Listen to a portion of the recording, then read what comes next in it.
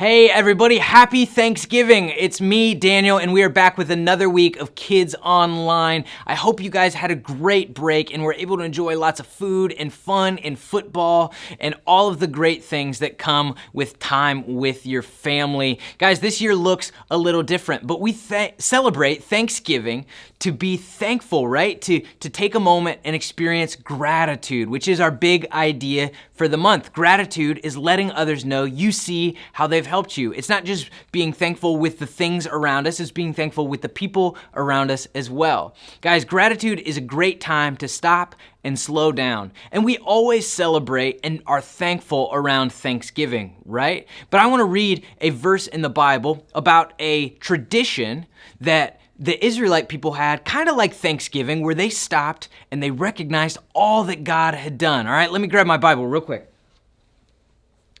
All right, got it. It's in 1 Corinthians 11, verses 23 through 26. Are you ready? This is Paul talking about Passover. He said, I passed on to you what I received from the Lord. On the night the Lord Jesus was handed over to his enemies, he took bread. When he had given thanks, he broke it. He said, this is my body. It is given for you. Every time you eat it, do it in memory of me. In the same way, after supper, he took the cup. He said, this cup is the new covenant in my blood. Every time you drink it, do it in memory of me. You eat the bread and drink the cup. When you do this, you are announcing the Lord's death until he comes again. First off, what is Paul saying? This is so confusing, right? Every time we eat bread, it's like we're eating a part of Jesus, and every time we drink from a cup, we're like drinking a part of Jesus. You see, Jesus and his closest friends were celebrating something called Passover, and Passover is a really old tradition for the Israelite people. You see, Passover was about the time that they were in captivity in Egypt. There was a mean guy named Pharaoh, and he was in charge, and he was keeping the Israelite people as slaves. He made them work really, really hard and gave them terrible living situations, and he was awful to them. And God sent this man named Moses to free them. And so Moses went to Pharaoh, and he said, Pharaoh, I want you to let these people go. These are God's people. And Pharaoh thought about it and he said, no. And Moses said, if you don't let them go, there's going to be 10 plagues.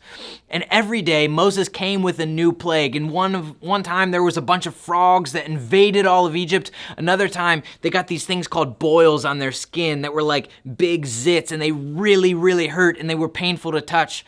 And another time there were all these locusts that were these giant bugs. And then there was famine, right? Where Egypt ran out of food and all of these terrible things, and still Pharaoh refused to let the Israelites go. And finally, the last plague was, if you don't let my people go, every firstborn child to an Egyptian house will die. And that's really scary, but Pharaoh said, I don't believe that that's going to happen. And so Moses gave the Israelite people some instructions. They were to take the blood of a lamb and paint it over their door frame. And in that door frame, right, the angel that was coming to distribute this plague on Egypt would see that and know that they were an Israelite. And so they would pass over that house. Well, Pharaoh, when he woke up, was so upset because he had lost his oldest son, and he told all of the Israelites to leave, to get out. He had finally changed his mind. And so Moses and the Israelites left. But then Pharaoh changed his mind back. And so they were running after them. And that is when Moses parted the Red Sea and God freed the Israelites once and for all from Egypt. And so every year, the Israelite people would celebrate this tradition, kind of like how we celebrate Thanksgiving. They would thank God. They would show gratitude for all that God has done. And you see, Jesus and his friends were at what we call the Last Supper. And in that verse, what Jesus is talking about is he's like, I am going to die on a cross. And I'm not going to die on a cross because I've done anything wrong, but I'm going to die on a cross so that I can soak up your bad decisions just like a sponge, so that we can have a relationship with God. And what he was communicating to us is this thing called communion. When we celebrate what God has done and what Jesus has done for you and for me, We can do that by taking a piece of bread and taking a little bit of grape juice and remembering and celebrating what Jesus did on the cross for you and for me. And isn't that an amazing thing?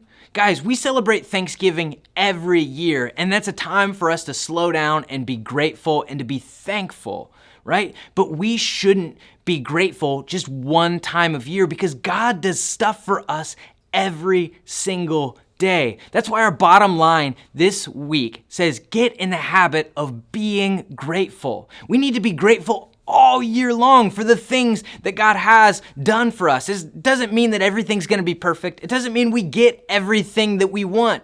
You know, I would like a lifetime supply of chicken wings, but I don't have that yet, but I can be grateful for the chicken wings that I do have, right? It's time for us to not just be grateful around Thanksgiving, but to get in the habit of being grateful all year long. I cannot wait to see you guys in December as we start a brand new big idea and we march towards Christmas. But until then, have a great week. I'll see you soon.